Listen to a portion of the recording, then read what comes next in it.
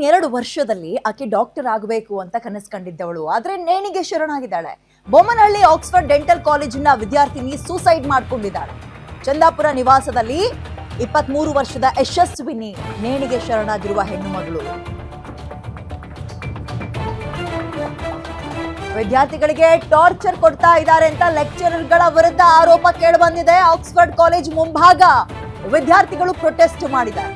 Photo ಇಟ್ಟು justice for Yashasvini ಅಂತ ಘೋಷಣೆ ಕೂಗಿದ್ದಾರೆ. ಇದ್ದೊಬ್ಬ ಮಗಳನ್ನ ಕಳ್ಕೊಂಡು ತಾಯಿ ಅರ್ಚಾಡ್ತಾ ಇದ್ದಾರೆ, ಗೋಳಾಡ್ತಾ ಇದ್ದಾರೆ.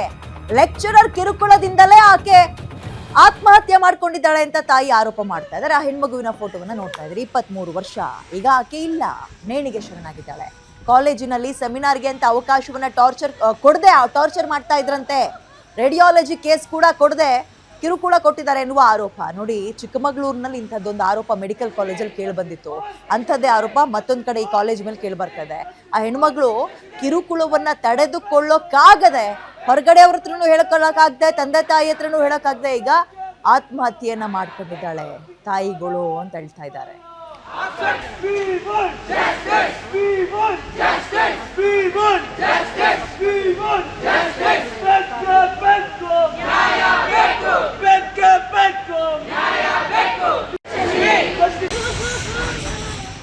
ಓಕೆ, ಮೋ ಡೀಟೇಲ್ಸ್ ನನ್ನ ಕಲೀಗ್ ಅಂಬರೀಶ್ ನೀಡ್ತಾರೆ. ಅಂಬರೀಶ್, ತಾಯಿಯ ಗೋಳಾಟ ನೋಡಕ್ ಆಗ್ತಾ ಇಲ್ಲ.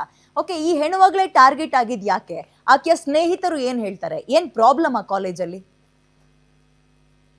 ಹೌದು ವಿದ್ಯಾ, ಡೆಂಟಲ್ ವೈದ್ಯಕೀಯ ವಿದ್ಯಾರ್ಥಿನಿ ಆತ್ಮಹತ್ಯೆ ಮಾಡಿಕೊಂಡಿರುವಂತಹ ಘಟನೆ ಬೆಂಗಳೂರು ಹೊರವಲಯ ಆನೇಕಲ್ ತಾಲೂಕಿನ ಚಂದಾಪುರದ ಹೆಡ್ ಮಾಸ್ಟರ್ ಲೇಔಟ್ ನಲ್ಲಿ ಈ ಒಂದು ಘಟನೆ ನಡೆದಿರುವಂತದ್ದು.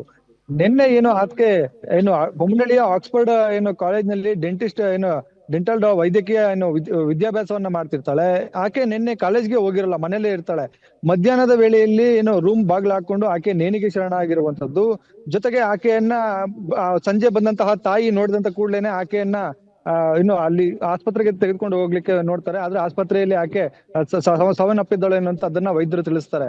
ಇದಾದ ಬಳಿಕ ಆಕೆ ಸಾವಿಗೆ ಕಾರಣವನ್ನ ಹುಡುಕ್ತಾ ಹೋದಂತ ಸಂದರ್ಭದಲ್ಲಿ ಬೊಮ್ಮನಹಳ್ಳಿಯ ಆಕ್ಸ್ಫರ್ಡ್ ಕಾಲೇಜ್ ಏನಿದೆ, ಡೆಂಟಲ್ ವೈದ್ಯಕೀಯ ಆಸ್ಪತ್ರೆ, ಇಲ್ಲಿ ಸಾಕಷ್ಟು ದಿನಗಳಿಂದ ಆಕೆಗೆ ಟಾರ್ಚರ್ ಅನ್ನ ನೀಡಲಾಗ್ತಿತ್ತು. ಸೆಮಿನಾರ್ಗೆ ಜೊತೆಗೆ ಆಕೆಗೆ ಒಂದು ಕೇಸ್ಗಳನ್ನ ನೀಡದೆ ಆಕೆಗೆ ದೂರವಾಗಿ ಟಾರ್ಚರ್ ಅನ್ನ ನೀಡಲಾಗ್ತಿತ್ತು ಎನ್ನುವಂಥದ್ದು ಕೂಡ ತಿಳಿದು ಬಂದ. ಪ್ರಮುಖವಾಗಿ ಆಕೆಯನ್ನ ಈಗಾಗಲೇ ವಿದ್ಯಾರ್ಥಿಗಳು ಕೂಡ ಪ್ರತಿಭಟನೆಯನ್ನ ಮಾಡ್ತಾ ಇರುವಂತದ್ದು.